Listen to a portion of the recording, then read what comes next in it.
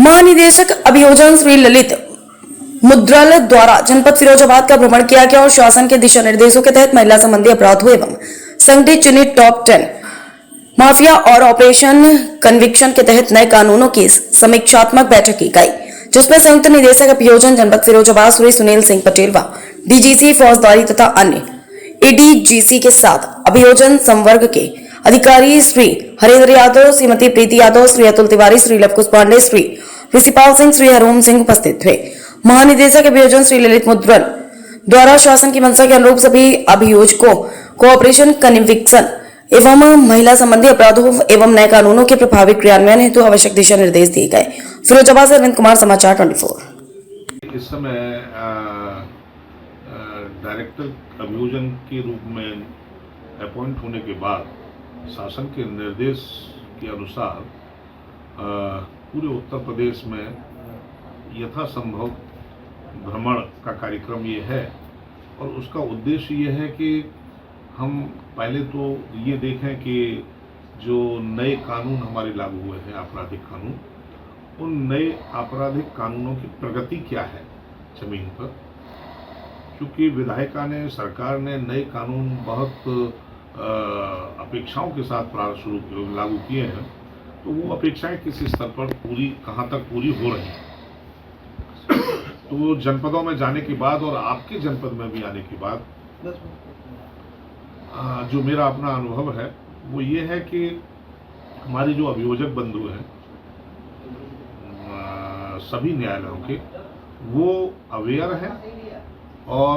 नए कानून में जो जनता के हित के जितने प्रोविजंस हैं उन प्रावधानों पर काम कर रहे हैं, जिससे कि आम जनता को न्याय मिले, नए कानूनों का लाभ मिले और जो विलंबित होती थी प्रक्रिया पूरी ट्रायल की, वो प्रक्रिया विलंबित न हो और जल्दी से निस्तारण हो। तो इस पर हमारे सभी अभियोजक बंधु काम कर रहे हैं। मैंने यहाँ सभी से बातचीत की और मेरी बातचीत करने का मुख्य उद्देश्य ये था कि हमारे सरकार की, हमारे माननीय मुख्यमंत्री जी की जो प्राथमिकताएं हैं, उन प्राथमिकताओं के मामलों को हम विशेष तवज्जो दें, क्योंकि वो किसी की व्यक्तिगत प्राथमिकता नहीं है, बल्कि वो प्राथमिकताएं उन्होंने अगर निर्धारित की हैं तो समाज के हित की प्राथमिकताएं हैं। जैसे कि ऐसे बड़े बड़े अपराधी जो समाज की कानून व्यवस्था और शांति के लिए खतरा है, उनके विरुद्ध जितने भी केस प्रचलित हैं, जितने भी केस चल रहे हैं, उनका शीघ्र निस्तारण करें और उनको सजा दिलाएं, जिससे कि वो दंडित हों। एक मैसेज भी समाज में जाए और दंडित होने के बाद वो आगे ऐसा अपराध करने की हिम्मत न कर पाए। दूसरा, हमारी बेटियों बहनों के साथ जो अपराध हो रहे हैं, जिनका ट्रायल पॉक्सो में किया जा रहा है या अन्य कानूनों के तहत,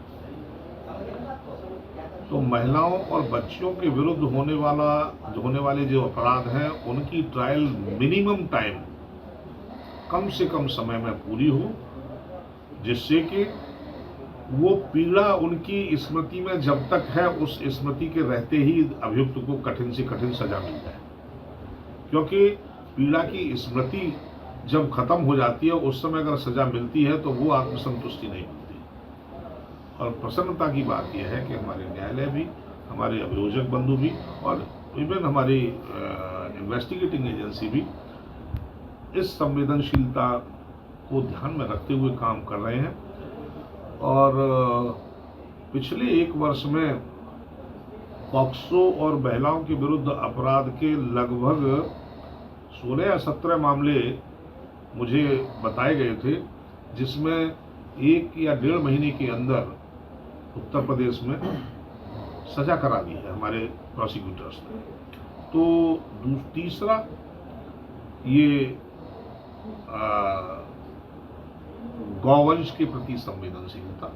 हमारे माननीय मुख्यमंत्री जी बहुत संवेदनशील हैं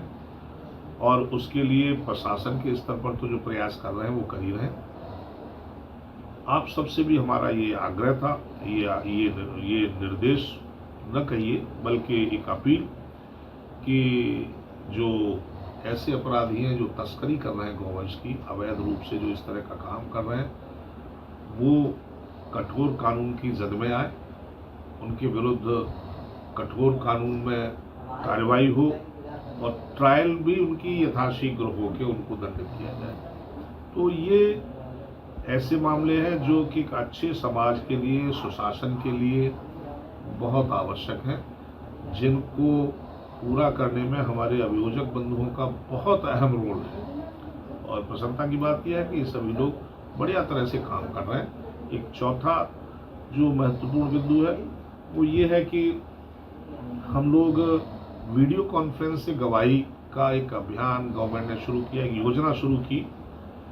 कि गवाह यहाँ बैठा हुआ है और आजमगढ़ के केस में उसकी गवाही होनी है, तो उसको आजमगढ़ न जाना पड़े बल्कि फिरोजाबाद में बैठ के ही वो अपनी गवाही कर सके। उसमें समय की भी बचत है और धन की भी बचत है और गवाही भी गुणात्मक होती है। गवाही में जो सबूत पेश किए जाते हैं वो भी गुणात्मक तरीके से पेश किए जाते हैं। तो अगर गवाही सही होगी, गुणात्मक सबूत पेश किए जाएंगे तो न्यायालय को निर्णय करने में भी सहजता महसूस होगी, आसानी होगी।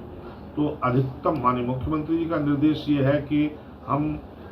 अधिकतम गवाही धीरे धीरे वीडियो कॉन्फ्रेंस से कराना शुरू कर दें। आपके इसी कैंपस में न्यायालय में भी वीडियो कॉन्फ्रेंस रूम है। देखिए, आपके इस कार्यालय में एक बहुत खूबसूरत वीडियो कॉन्फ्रेंस रूम बनाया है जहाँ बहुत कंफर्टेबल तरीके से बैठ के गवाह गवाही देता है। तो मैं समझता हूँ कि एक शासन की जितनी प्राथमिकताएं हैं वो सब आम आदमी के हित की है।